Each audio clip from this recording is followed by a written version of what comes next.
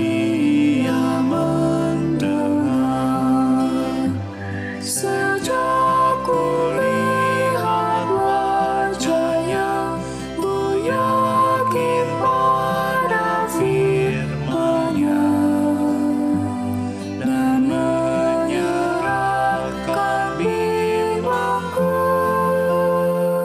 di dalam saat yang teduh.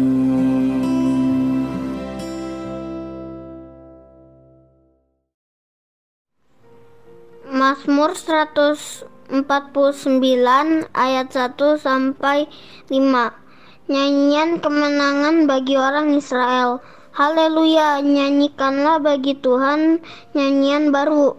Pujilah Dia dalam jemaah orang-orang saleh.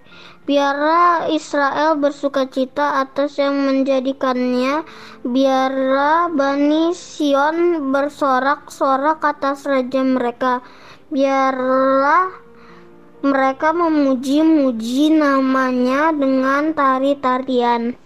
Biarlah mereka bermazmur kepadanya dengan rebana dan kecapi. Sebab Tuhan berkenan kepada umat-Nya, Ia memahkotai orang-orang yang merendah hati dengan keselamatan. Biarlah orang-orang saleh beria-ria dalam kemuliaan. Biarlah mereka bersorak-sorai di atas tempat tidur mereka.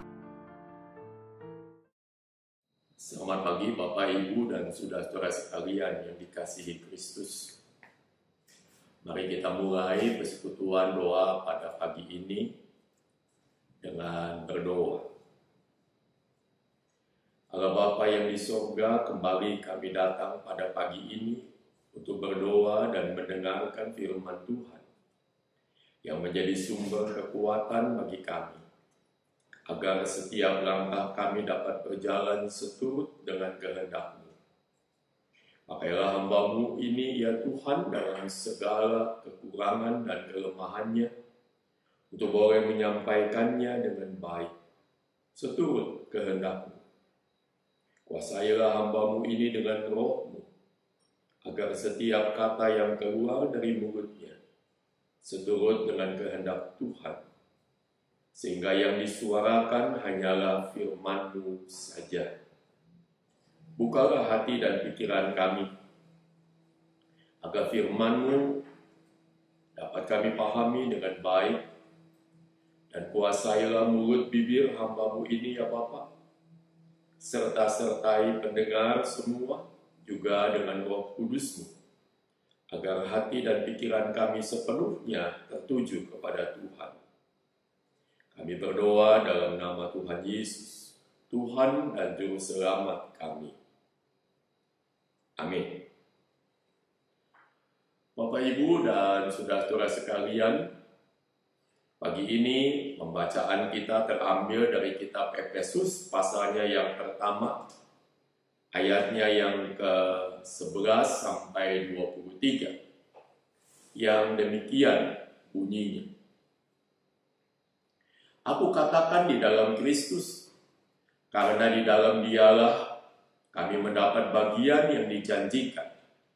Kami yang dari semula ditentukan untuk menerima bagian itu, sesuai dengan maksud Allah, yang di dalam segala sesuatu bekerja menurut keputusan kehendak-Nya, supaya kami yang sebelumnya telah menaruh harapan kepada Kristus, boleh menjadi puji-pujian bagi kemuliaan-Nya.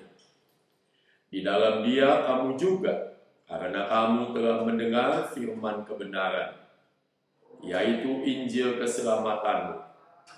Di dalam Dia kamu juga, ketika kamu percaya, dimeteraikan dengan Roh Kudus yang dijanjikannya itu. Dan Roh Kudus itu adalah jaminan bagian kita sampai kita memperoleh seluruhnya, yaitu penebusan yang menjadikan kita milik Allah untuk memuji kemuliaan-Nya. Karena itu setelah aku mendengar tentang imanmu dalam Tuhan Yesus dan tentang kasihmu terhadap semua orang kudus, aku pun tidak berhenti mengucap syukur karena kamu. Dan aku selalu mengingat kamu dalam doaku dan meminta kepada Allah Tuhan kita Yesus Kristus, yaitu Bapa yang mulia itu, supaya Ia memberikan kepadamu roh hikmat dan wahyu untuk mengenal Dia dengan benar, dan supaya Ia menjadikan mata hatimu terang, agar kamu mengerti pengharapan apakah yang terkandung dalam panggilannya, betapa kayanya kemuliaan bagian yang ditentukannya bagi orang-orang kudus, dan betapa hebat kuasanya bagi kita yang percaya, sesuai dengan kekuatan kuasanya yang dikerjakannya di dalam Kristus dengan membangkitkan Dia dari antara orang mati dan mendudukkan Dia di sebelah kanannya di sorga,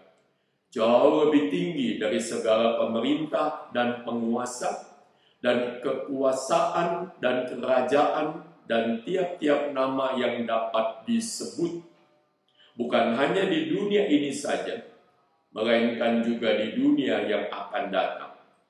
Dan segala sesuatu telah diletakkannya di bawah kaki Kristus, dan Dia telah diberikannya kepada jemaat sebagai kepala dari segala yang ada. Jemaat yang adalah tubuhnya, yaitu kepenuhan Dia yang memenuhi semua dan segala sesuatu. Demikianlah firman Tuhan. Berbahagialah mereka yang mendengarkan firman Tuhan serta memeliharanya. Bapak, Ibu, dan saudara sekalian yang dikasihi oleh Kristus, saya memilih kata kekayaan yang juga dipakai sebagai judul bagian ini di Alkitab sebagai tema. Siapa yang tidak mau kaya? Dengan low profile kita mengatakan dengan berbagai rumusan, kadang diperluas dengan pemahaman bukan cuma urusan materi, tetapi juga kaya dengan kebajikan dan seterusnya. Orang kaya itu berlimpah, entah dengan kebajikan seperti yang saya pakai dalam pemahaman makna yang luas. Orang disebut kaya karena mempunyai entah harta atau penuh dengan kebajikan seperti yang saya katakan tadi, saya sebut, dan juga dalam pengetahuan, walaupun mungkin yang ini dipakai istilah yang berbeda. Apakah orang Kristen bisa dan boleh menjadi kaya? Ya, dan harus. Tapi jangan salah sangka, ini bukan bicara semata-mata soal harta, melainkan spiritual. Soal kekayaan iman, perilaku, kebajikan, dan yang sejenis. Dan juga kaya dalam usaha dan syukur. Artinya setiap manusia harus berusaha dengan giat, ini kaya dalam usaha, disertai dengan kaya dalam syukur, dalam arti bersyukur kepada Allah, dalam makna memahami dan menghayati bahwa segalanya ini adalah pemberian dan karunia Allah semata-mata. Kehidupan kita harus terkait dengan Allah, bukan hanya dalam makna rajin beribadah, tetapi melekat keyakinan bahwa segala yang kita miliki dan yang bisa dan mampu dilakukan adalah karunia Tuhan semata-mata.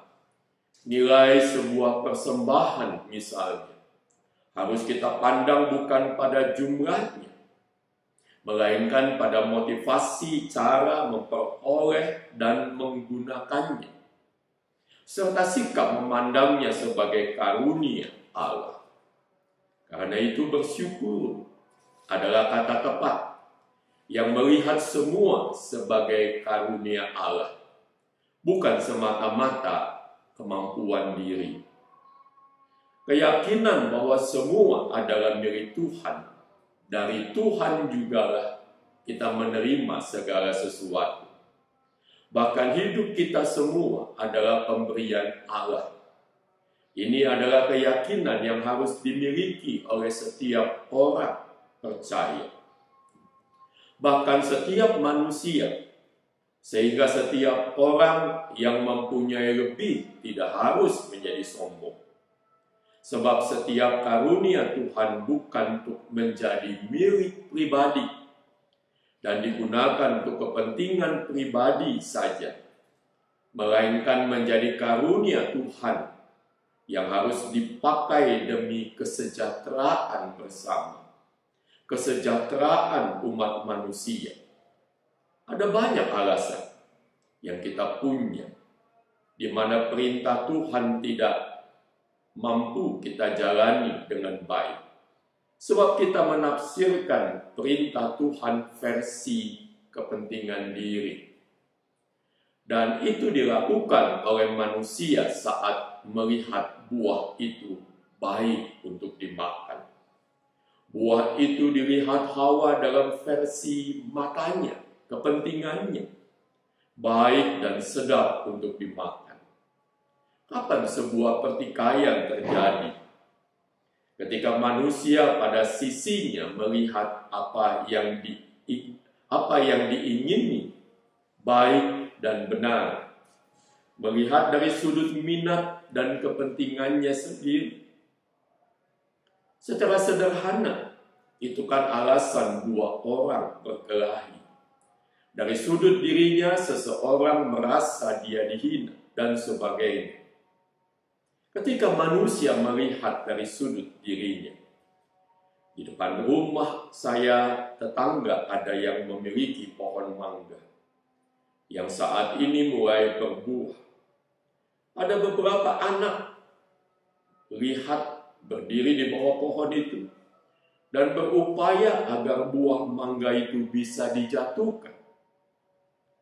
Demikian juga di dalam pembacaan Kitab Kejadian, perempuan itu melihat bahwa pohon itu baik untuk dimakan.